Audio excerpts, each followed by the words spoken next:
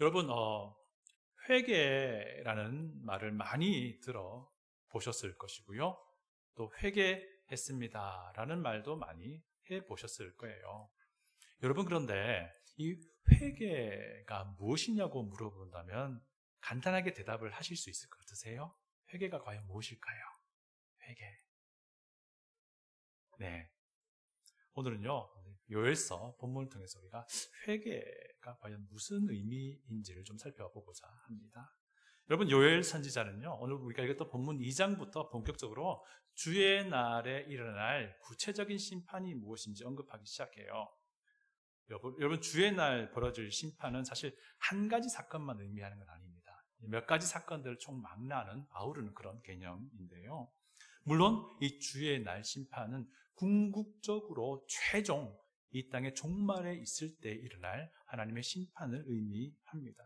하지만 그 이전에도요, 여러 가지 벌어지는 사건들을 주의 날이다라고 언급을 하기도 하는데요. 그 대표적인 사건이 북이스라엘이 아수르 군대에 의해 침입당하여 멸망하게 되는 사건, 그리고 백 몇십 년이 지나서 남유다가 바벨론 군대에 의해 침략당해서 멸망하게 되는 그 사건도 주의 날에 하나님의 심판이다라고 성경은 이야기를 하고 있어요. 여러분, 우리 2주 전에 기억나시죠? 요엘서 1장을 볼 때에 요엘 선지자가 1장에서는 메뚜기 재난을 중심으로 이야기를 쭉 해나갔습니다. 기억나실 겁니다. 자, 그런데 이제 그 중간중간에요, 이스라엘을 침략한 어떤 군대의 모습을 잠깐 언급을 해요. 1장 6절 보시면요, 메뚜기 재난을 쭉 이야기하다가요, 갑자기 그 메뚜기 떼의 습격이 어떤 한 민족이 내 땅에 올라와서 이스라엘을 침략한 것 같다라는 말을 흘려줍니다. 이 말은 이제 메뚜기 재난이 앞으로 다시 어떤 강력한 군대의 이스라엘의 그 공격을 의미하는 것이죠. 그것을 보여주는 사인이 된다라는 것입니다. 그래서 요엘 선지자는요, 그 여호와의 날은 멸망의 날이 될 것이다 라고까지 이야기를 하는 것을 우리가 지난 2주 전에 보았습니다. 1장 15절 보면요, 슬프다 그 날이여 여호와의 날이 가까웠나니 그 곧 멸망같이 전능자에게로부터 이르리로다 라고 말을 하고 있습니다. 그럼 우리가 2장 본문 읽어봤잖아요. 2장 본문 쭉 읽어보니까 우리가 읽었던 본문에서 언급되는 그 주의 날은 어떤 이미지 같으세요? 어떤 분위기 같으세요? 2장에서 묘사하는 이 주의 날의 심판은요, 어떤 강력한 한 군대가 침입해 들어오는 그런 모습을 우리에게 보여주고 있습니다. 1절에 보니까 나팔 소리가 등장해요. 제가 1절 읽어봅니다. 시온에서 나팔을 불며 나의 거룩한 산에서 경고의 소리를 질러 이 땅 주민들로 다 떨게 할지니 이는 여호와의 날이 이르게 됨이니라. 이제 임박하였으니 라고 말합니다. 이 나팔 소리는요, 사실 이 전쟁터에서의 나팔 소리예요. 적군의 그 침입을 경고하는 사인으로 주는 나팔 소리입니다. 곧 적군이 침입하니까 민간인들은 잘 숨어 있고 군인들은 전투 태세를 잘 갖추고 있어라 라는 그런 사이렌과 같은 그런 역할을 하는 나팔 소리입니다. 이것이 2장 1절에 나오는 나팔 소리예요. 자, 침입하게 될 적군을 2절을 보니까요, 많고 강한 백성이라고 묘사하고 있어요. 이는 많고 강한 백성이 이르렀습니다 라고 말하고 있어요. 그런데 이 이스라엘이 경험하게 될 이 주의 날 심판, 강한 민족이 이스라엘을 침입하여 멸망시킬 그 사건이 꼭 마치 그들이 지금 경험하고 있는 전무후무한 그 메뚜기 재난과 비슷하다라는 설명인 거예요. 3절, 오늘 본문의 3절을 보시면요, 그들의 땅은 황폐한 들 같으니 그것을 피한 자가 없도다 이렇게 말합니다. 이 부분은요, 요엘 선지자가 마치 메뚜기 재난을 이야기하고 있는 것 같지만 실상은 메뚜기 재난의 그 현재 상황을 빌어가지고 아주 강력한 군대가 이스라엘을 짓밟고 유린하게 될 것이다 라는 것을 예언하고 있는 부분이라고 할 수 있습니다. 여러분, 요엘 선지자가 이제 4절부터 해서 9절 보니까 정말 이제 구체적으로 그 군대가 어떤 존재인지를 잘 설명해 주고 있어요. 그 당시 군대의 힘은요, 말을 얼마나 보유하고 있느냐에 따라서 그 군대의 힘이 강하냐 그렇지 않느냐가 결정되었다고 해요. 4절을 보시면요, 그의 모양은 말 같고 라고 말해요. 4절 보시면요, 이 군대의 특징을 설명하는데요, 그 말이 충분히 있다라는 것을 이렇게 암시해주는 그런 말씀인 거죠. 자, 이 군대를 보니까요, 기병과 병거가 선두에 서고 군사가 뒤를 따르는 모습입니다. 4절, 5절을 제가 읽어봅니다. 그의 모양은 말 같고 그 달리는 것은 기병 같으며 그들이 산 꼭대기에서 뛰는 소리는 병거 소리와도 같고 불꽃이 건물을 사르는 소리와도 같으며 강한 군사가 줄을 버리고 싸우는 것 같다. 이게 어떤 의미냐면요, 맨 앞에 말이 앞장선 기병들이 있고 그 뒤에 병거, 말이 끄는 그런 지금과 같으면 전차 같은 경우였죠. 그것도 있다라고 그 뒤에 보병, 군사들이 따르는 그런 모습이에요. 이 순서대로 기록이 되고 있는 거 보니까 그 당시로서는 가장 강력한 군대를 이제 묘사하고 있다라고 할 수 있습니다. 그리고 이제 이 침략군은요, 아주 용감하고 아주 무서운 존재로 묘사가 됩니다. 그들이 성을 공격해 들어올 때에도요, 그 전열이 전혀 흐트러지지 않습니다. 여러분, 성을 공격할 때는요, 성을 방어하는 사람보다 성을 공격하는 군인이 한 3배 정도 더 많아야지 어느 정도 비등비등하다라고 해요. 그 당시 전쟁을 볼 때요. 그 말은 공격하는 입장이 굉장히 많은 피해를 입을 수 있다는 거잖아요. 그런데 그럼에도 불구하고 이 공격해 오는 침략군은 굉장히 강한 용감한 그런 군대로 묘사가 되고 있습니다. 그리고 그들이 성 안으로 들어가서도 굉장히 강력하게 공격하는 그런 아주 무서운 존재로 설명이 되고 있습니다. 거꾸로 보면요, 침략당하는 입장에서는 굉장히 두렵고 무서운 존재가 되겠죠.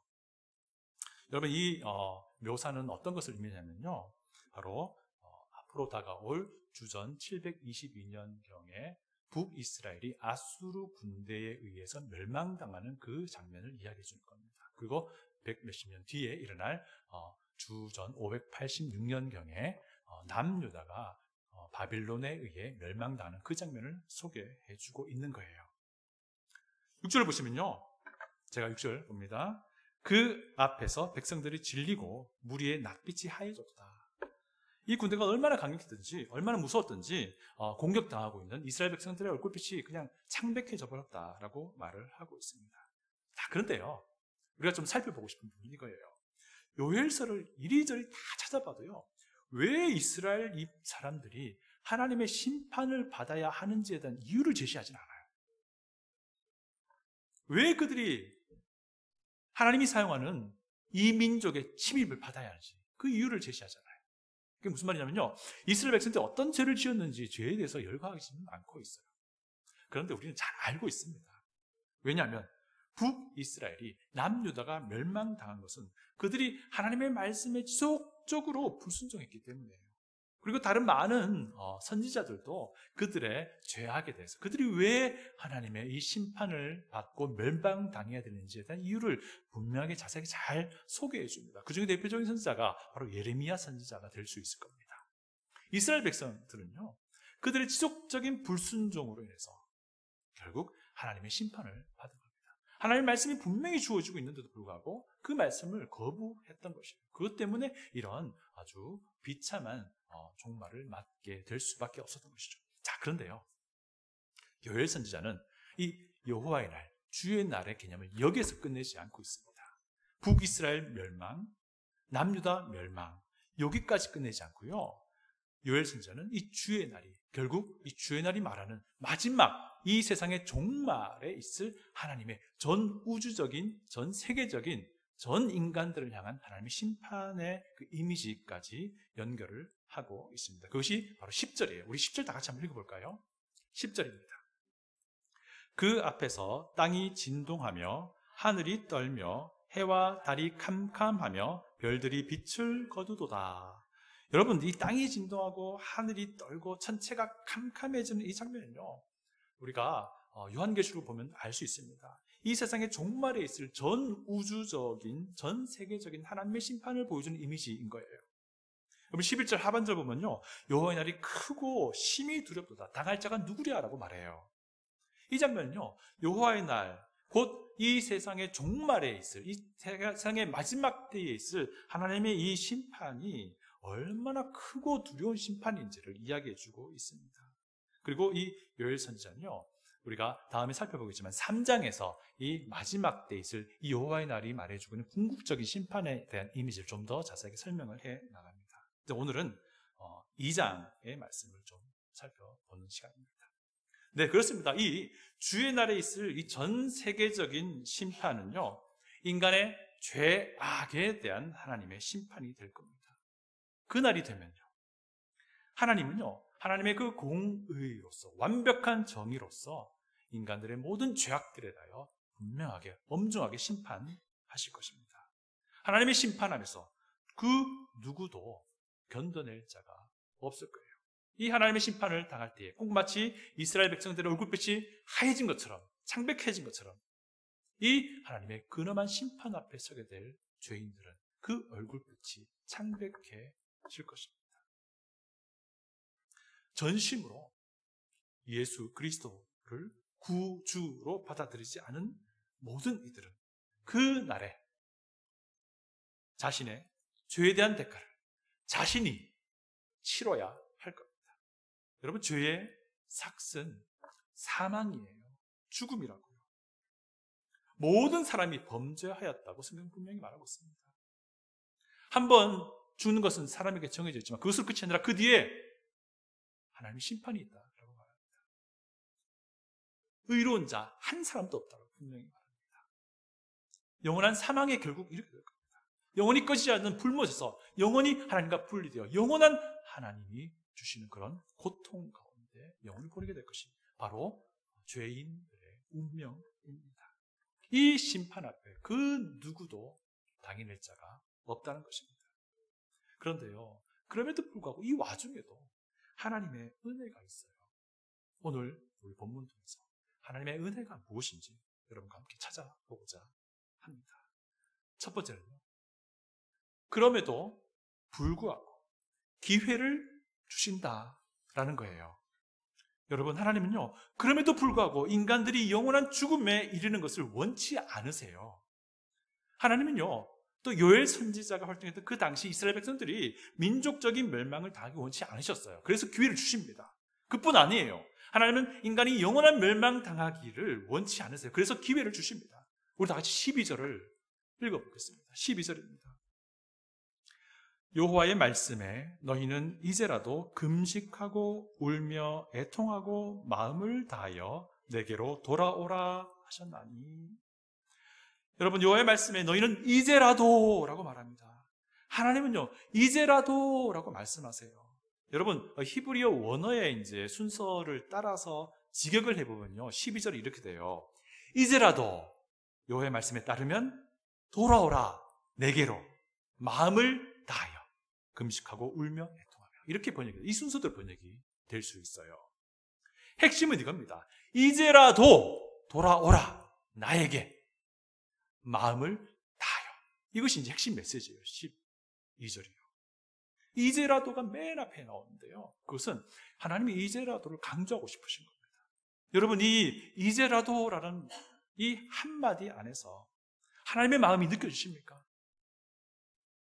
하나님이 이렇게 말씀하시는 것 같아요. 야, 너희들 솔직히 말해서 너무 나갔어. 너무 불순종하잖아, 너희들.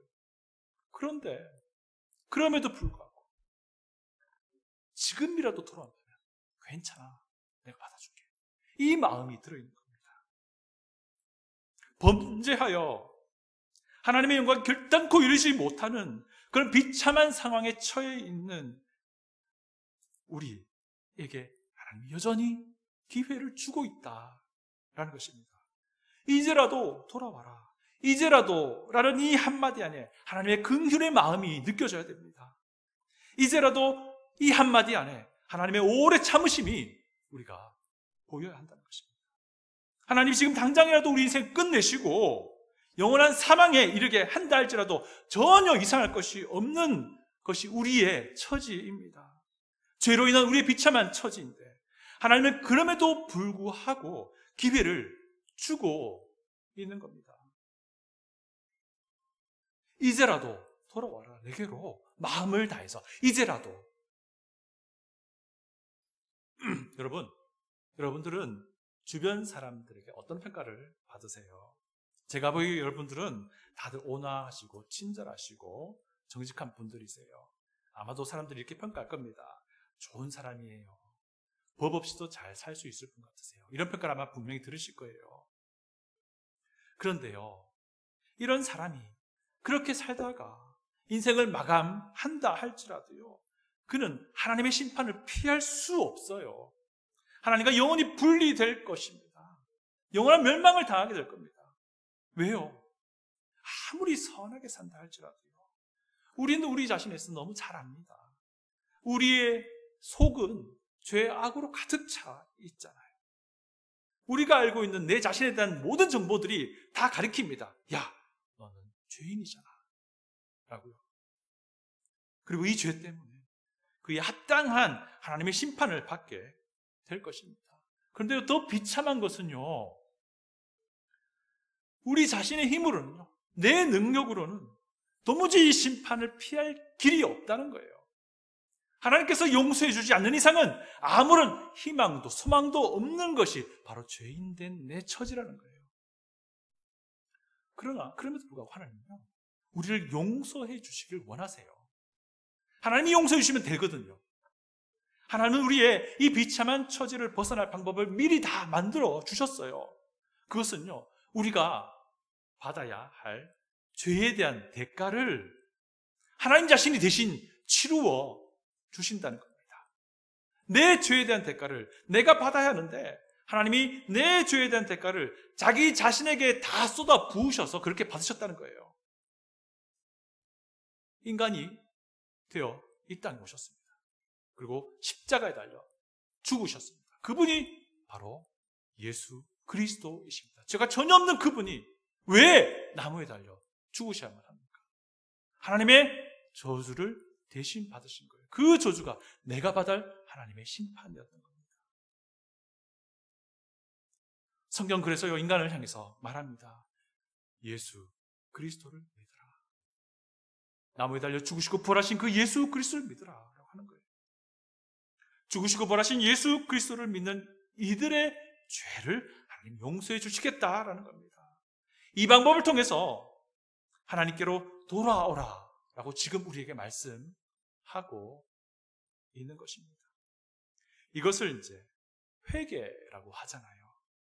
이 회개를 오늘 요엘서 본문은 돌아오라 라는 용어로 설명을 하고 있어요. 여러분, 우리가 이 말 기억하기 바랍니다. 이제라도 돌아와라. 이제라도 돌아와라. 여러분, 이스라엘 백성들은요, 매우 종교적인 사람들이었어요. 그들은 때가 되면요, 성전에 와서 동물을 죽였고요, 그 피를 제단 위에 뿌렸습니다. 그리고 그 죽은 동물을요, 제단 위에 던져가지고요, 불로 확 태워서 하나님을 그렇게 예배드리던 사람들이었어요. 때가 되면 정기적으로. 그런데 문제는요, 그들의 이 예배에 그들의 마음이 없었던 거예요. 그들의 마음으로부터 이 예배가 시작되지 않았던 겁니다. 여러분, 이제라도 라는 이 문구에 묻어나는 하나님의 그 자비로우심을, 하나님의 그 긍휼을, 하나님의 그 마음을 우리가 기억할 수 있어야 합니다. 여러분, 우리가 교회를 얼마나 오랫동안 다녔는지는 전혀 중요하지 않습니다. 여러분, 우리가 교회에서 얼마나 많은 봉사를 하느냐, 이것도 그렇게 중요한 것이 아니에요. 무슨 말이냐? 이런 것들은 우선적인 것, 필수적인 것이 아니라는 겁니다. 정말 우선적인 것은, 정말 근본적인 문제는요, 우리의 마음이 어디에 있느냐 하는 것입니다. 이제라도 정말 예수 그리스도가 아니라면 내가 죽을 수밖에 없는 존재입니다. 이제라도 하나님의 저주가 하나님의 저주가 마땅한 죄인됨을 알고 이제라도 예수 그리스도께로 나오는 것, 이것이 본질이에요. 이것이 본질이라고요. 두 번째, 마음을 찢는 회개를 한다면 소망이 있다라는 것입니다. 돌아오라 라는 말은 회개하라 라는 것인데, 여러분, 회개가 이제 무엇입니까? 우리는요, 회개의 개념을 자주 오해를 해요. 특별히 그 당시에 그 예루살렘, 이스라엘 백성들은요, 회개를 할 때에 어떤 행동을 수반했어요. 대표적인 것이 그 재를요, 자기 머리에, 자기 몸에 뿌렸어요. 또 두 번째 대표적인 행동은 입고 있던 옷을 막 찢었어요. 이것이 이제 그들의 문화였던 거예요. 근데 이제 자꾸 그러다 보니까 이런 행동을 하면 회개하는 것으로 자기도 착각하고 그것을 보는 사람도 착각하고 오해하는 거예요. 마음은 전혀 그렇지 않은데 그냥 그 행동하니까 회개하는구나. 내가 회개하는구나. 저 사람 회개하는구나. 이렇게 생각했던 거예요. 돌이킬 마음 전혀 없는데 옷을 찢으면 돌아온 것으로 여겨졌던 거예요. 그래서 하나님 말씀하시는 거예요. 다시 13절 봅니다. 13절. 너희는 옷을 찢지 말고 마음을 찢고 너희 하나님 여호와께로 돌아올지어다. 그는 은혜로우시며 자비로우시며 노하기를 더디하시며 인애가 크시사 뜻을 돌이켜 재앙을 내리지 아니하시나니. 이 얼마나 어처구니 없는 일입니까? 마음의 변화는 전혀 없는데 막 옷을 찢으니까 회개하고 있습니다. 저 사람 회개하고 있군요 라고 생각을 했던 거예요. 여호와 하나님께만 진리가 있습니다 라는 그런 마음의 변화도 없는데 그냥 옷을 찢으니까 회개하는 거예요. 하나님의 말씀이라면 무슨 말씀이라도 내가 순종하겠습니다라는 그런 마음의 변화도 없는데 그냥 옷을 찢고 죄를 지었으니까 그것이 회개한 것으로 착각하고 오해를 한 거예요. 여러분, 그런데 이런 회개가요, 이런 잘못된 회개가 여러분 현대 교회에서도 자주 일어나는 것을 우리는 봅니다. 여러분, 회개한다는 것은 감정이 동요되어서 눈물이 나오는 것, 그거 아닙니다. 여러분, 교회라는 환경 자체가요, 여러분의 감정을 동요시킵니다. 교회라는 환경 자체가 여러분의 마음을 매니플레이션 할 수 있다고요. 그러니까 눈물을 흘린다고 그가 정말 진짜 회개하는 것은 아니라는 거예요. 여러분, 회개는요, 이렇게 오해하시는 분도 있습니다. 내가 지금까지 살아오면서 지었던 모든 죄들이 다 기억나고 그 모든 죄들을 다 하나님께 말씀드려야 된다. 그거 아닙니다. 때로는 어떤 분들이 이런 말씀도 하세요. 나도 정말 모르게 정말 무아지경 속에서 내 어릴 때부터 지었던 죄들이 다 주마등처럼 지나가더라. 그런 거 회개 아니에요. 그 현상이 있다고 그 사람이 회개한 것이라고 볼 수 있는 게 아니라는 겁니다. 이런 체험이 회개의 결정적인 증거가 아니에요. 여러분, 회개가 무엇입니까? 오늘 본문은요, 마음을 찢는 것이라고 말해요. 네, 맞아요. 이 마음을 찢는다는 것은요, 마음의 변화가 일어난다는 것을 말해요. 여러분, 회개라는 이 용어의 의미가 뭐냐면 마음의 변화예요. 생각의 변화, 관점의 변화예요. 회개는 하나님에 대한 내 생각이 변화된 거예요. 회개는 나 자신 존재에 대한 생각이 변화된 거예요. 예수 그리스도에 대한 관점이 변화된 거예요. 이것이 회개입니다. 성경에서 말하는 하나님만이 유일하신 하나님이다라는 생각의 변화가 일어난 거예요. 이전엔 그렇지 않았는데. 나는 내 존재라고 하는 것은 정말 쓸모없고 소용없는, 아무런 소망 없는 죄인이라고 인정하는 변화된 그 마음이에요. 예전엔 그러지 않았는데. 지금 당장이라도 지옥 형벌에 처해져도 이상할 것이 전혀 없는 존재임을 자기 스스로가 알게 된 것, 그렇게 변화된 마음, 바로 그것이 회개예요. 이전에 그렇게 하지 않았는데, 생각하지 않았는데. 십자가에 죽으시고 부활하신 예수 그리스도만이 유일한 죄 용서의 길임을 믿는 마음으로 변화된 거예요. 이전에 그러지 않았는데. 예수 그리스도만이 내 인생의 주 되심을 받아들이게 되는 이 생각의 변화, 마음의 변화, 관점의 변화, 이 변화가 일어난 것이 회개이지 이전에 그러지 않았는데, 이것이 회개입니다. 내 마음에 일어난 변화, 바로 그것이 회개예요. 이런 마음을 찢는 회개가 있다면 그 다음 수순으로 감정의 변화가 수반될 수도 있는 겁니다. 여러분, 감정의 변화가 본질이 아니라는 겁니다. 마음을 찢는 회개는요, 내 생각에, 내 마음에, 내 관점에 일어나는 근본적인 변화를 말해요. 이전에는 내 인생의 주인이었습니다. 그러나 이제는 예수 그리스도가 내 인생의 주가 되는 그런 변화를 겪은 것, 그 변화된 마음이에요. 예수님이 아니면 절대로 하나님 앞에 설 수 없는 죄인된 존재임을 인정하게 된 그 관점의 변화, 마음의 변화, 내 생각의 변화, 바로 그 변화가 회개입니다. 이전에 그러지 않았는데. 이런 마음을 찢는 회개가 우리에게 있어야 한다는 겁니다. 여러분, 우리가 잘 구분해야 돼요.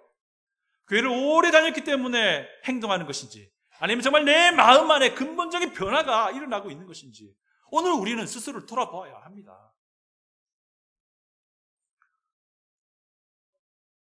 13절을 보시면 하나님이 어떻게 묘사됩니까? 13절 보시면요, 은혜로우십니다. 자비로우세요. 노하기를 더디하시는 분이세요. 그렇기 때문에 이제라도 라고 기회를 주시는 거예요. 그리고 하나님 어떤 분으로 묘사됩니까? 마지막으로 인애가 크시사 라고 묘사됩니다. 여러분, 인애라고 번역된 이 단어는 어떤 의미냐면요, 하나님이 자신이 약속하신 것에 대해서 철저하게 지키시는 하나님의 사랑을 말해요.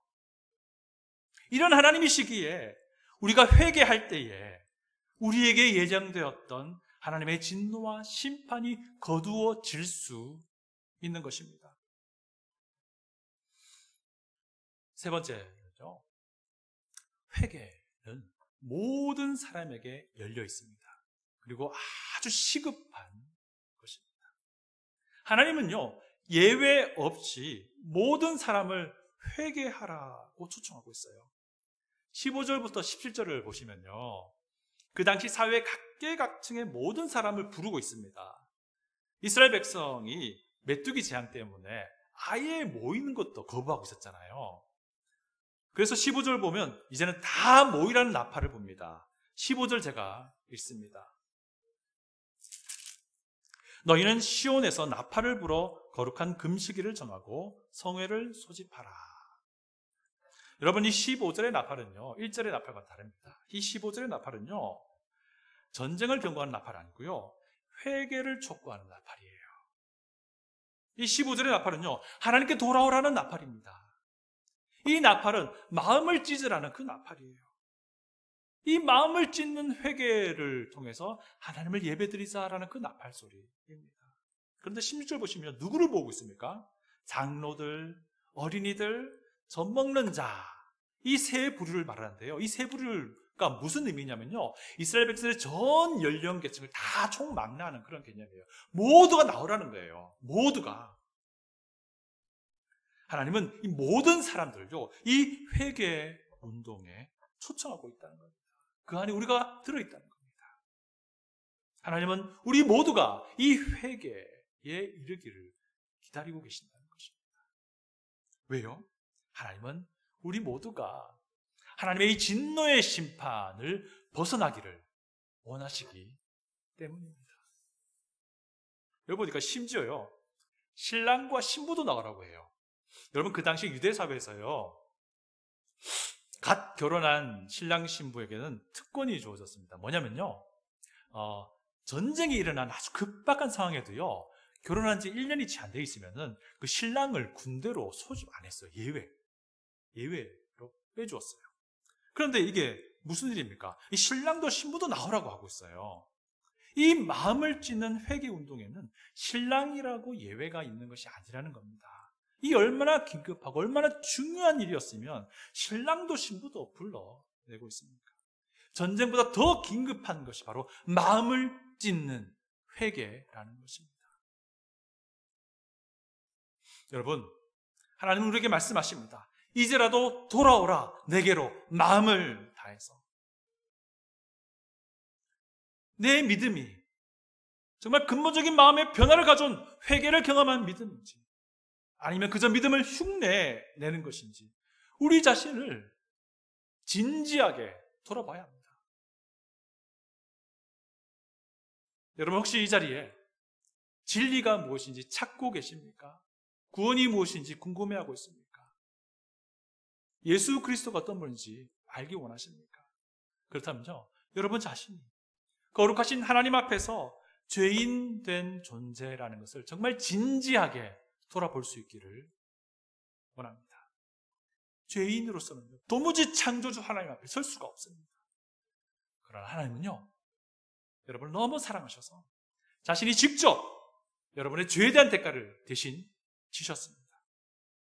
그분이 바로 십자가에 달려 죽으시고 부활하신 예수 그리스도이십니다.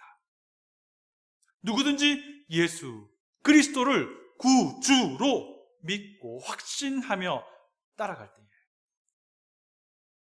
하나님은 그의 죄를 용서하시고 그에게 예정되어 있는 하나님의 준엄한 그 심판을 멀리 치워주신다는 것입니다. 하나님에 대한 생각, 내 존재에 대한 생각, 예수 그리스도에 대한 그 생각에 근본적인 변화가 있다면 그것이 회개하는 것입니다. 마음을 찢는 회개라는 것입니다. 하나님은 지금 우리들에게, 여러분들에게 촉구하십니다. 이제라도 돌아오라. 나에게 마음을 다해서. 오늘 이 마음을 찢는 회개, 내 마음에, 내 관점에, 내 생각에 근본적인 변화가 일어나는 이 아름다운 회개 운동 안에 함께 하시지 않겠습니까? 다 같이 기도하겠습니다.